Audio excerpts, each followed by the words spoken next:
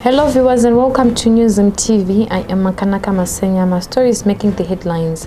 Kangai's wife dumps farm workers by roadside.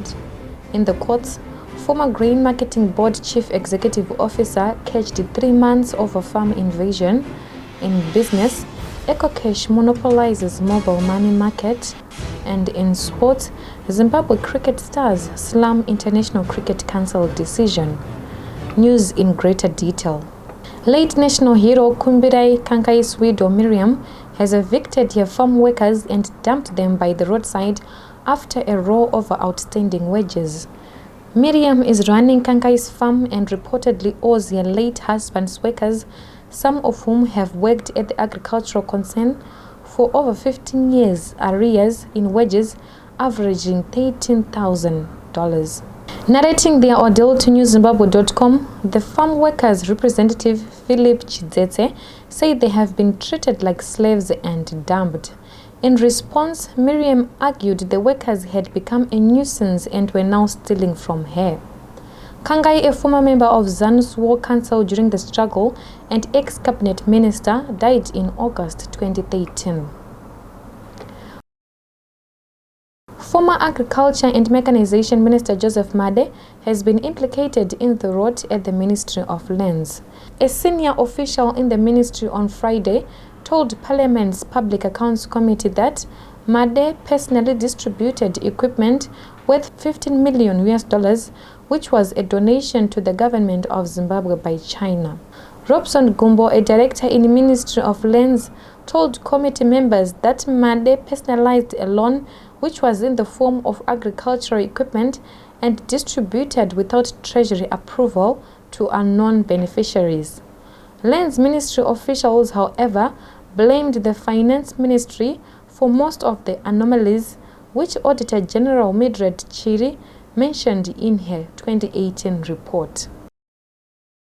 A Harare man, Dedford Mutashu, who made headlines back in 2014 after he accused Prophetic Healing and Deliverance Ministries founder Walter Magaya of having an illicit sexual relationship with his wife before demanding $500,000 adultery damages, has officially ended his marriage.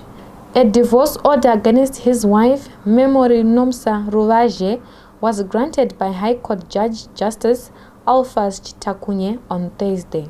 Mutashu issued divorce summons against Ruvaje back in April this year, seeking to end their marriage, which was in terms of Marriage Act, Chapter 5.11, saying their relationship has irretrievably broken down to the extent that there is no longer any responsible prospects of reconciliation.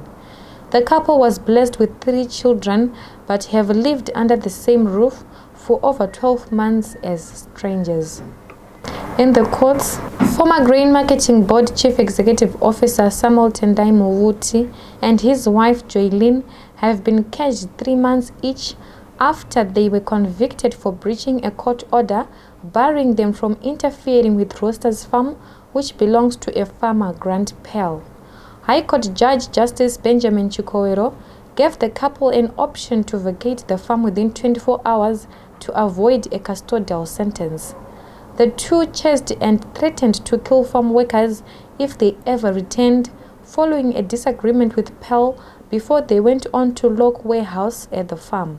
In business, Cassava Smartech's subsidiary, EcoCash, has turned into a dominant force on the mobile money transfer market. A Postal Telecommunications Regulatory Authority's report entitled Consumer Satisfaction Report observes that the EcoCash platform is conducting over 94% of the total money transfer services. The statistics show that the other mobile money transfer platforms, NetOne's One Money and Telecell's Telecash, have struggled to gain traction in the market. The report says EcoCash has a 94.5% market share on the sector, followed by One Money with a 4.7% stake and Telecash with a mere 0.8% stake. We are taking a short break. We'll be back soon. Many people have been asking me how did I manage it, because they could see that everything was there, everything was just happening, things were being paid.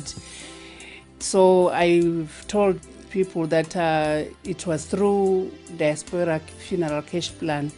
So I would advise everyone to join this Diaspora Funeral Cash Plan.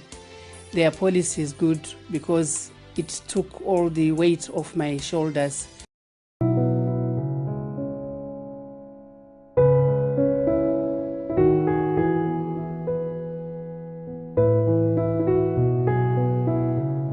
We end with sports.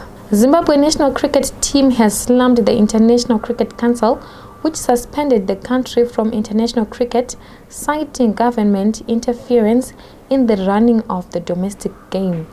Although Sports and Recreation Commission says the move was meant to rid the local game of corruption after allegations of misappropriation of funds, the International Cricket Council viewed it as government interference, which is against the world body's rules.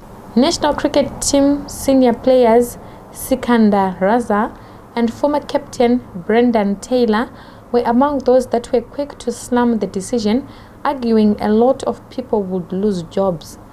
Sport Minister Kirsty Coventry said she was disappointed that the International Cricket Council's decision would negatively impact the careers of players before denying allegations of government interference in the game. Still in sports, the Harare Derby rolls into town with eternal rival Caps United and Dynamos meeting for the first time this season in what is said to be a blockbuster clash at Trufaro Stadium on Sunday. Harare's biggest teams go into the match with somewhat lukewarm form, but it has never decided the outcome in the past, hence may not be a decisive factor in this one either. Dynamos have had a horrible start to the season and have already changed coaches. They currently occupy 10th position on the log, while Caps United are joint third and will be looking to take a huge step towards the league title with a win against the old enemy at the ceremonial home of Zimbabwean football. Reporting for newszimbabwe.com, I am Makanaka Masenyama. For this and more stories, visit our website www.newszimbabwe.com and subscribe to our YouTube channel, Newzim TV.